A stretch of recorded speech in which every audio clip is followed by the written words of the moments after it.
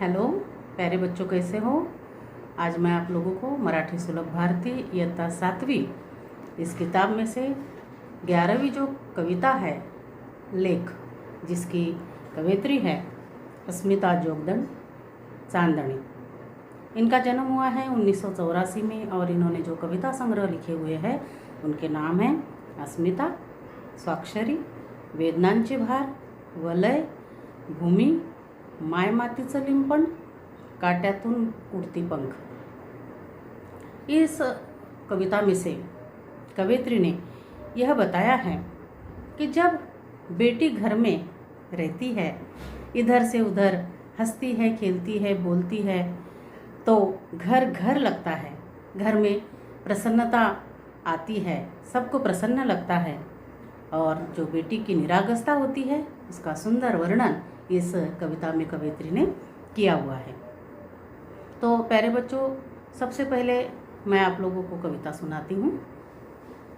Lake तांबड Kundan, lake हिरव गोंधण, lake झाडाची पालवी, lake हाडाचं चंदन, lake असता मनाची सारी काळजी मिटते, लेक असता घराची रोज समयी पेटते, लेक नसता घरात आस लागते उरास, वेळ जागीच थांबते आणि मनही उदास, अशी चिमणी बोलकी साऱ्या घरात हसते, थोडे रागावले तर मग रुसून बसते,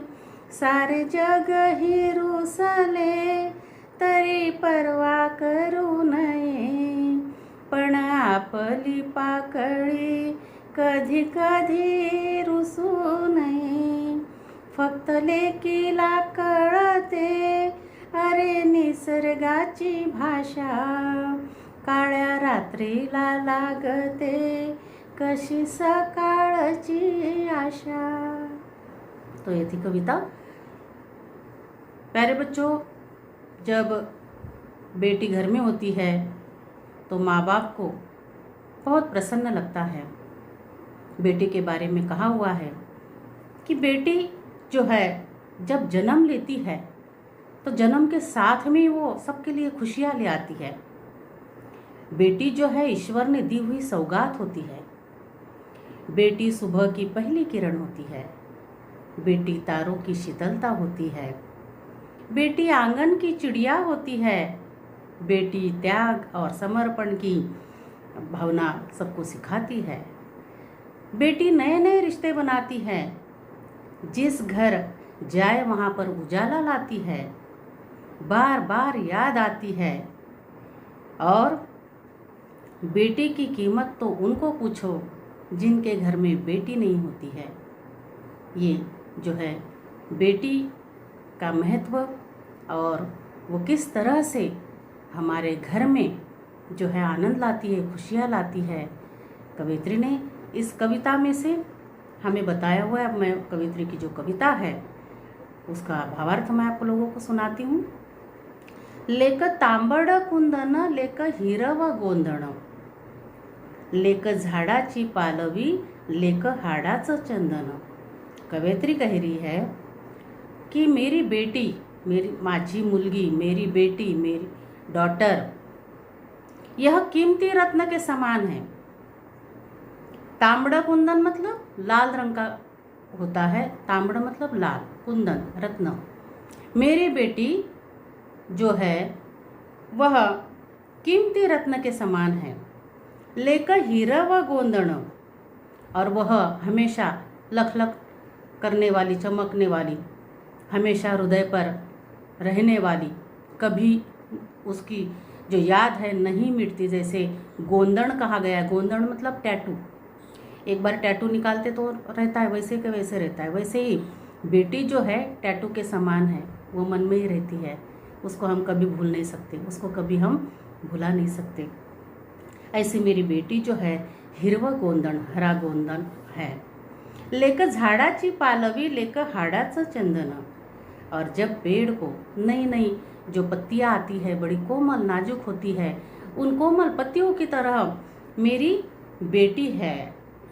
लेक हाडाचं चंदन, जिस तरह से चंदन घिसता है और दूसरों को सुगंध देता है, उसी तरीके से यह जो बेटी होती है दूसरों के लिए हमेशा मेहनत करती रहती है, कष्ट करती रहती है, जूझती रहती है और दूसरों के जीवन में सुगंध लाती है, खुशियाँ लाती है।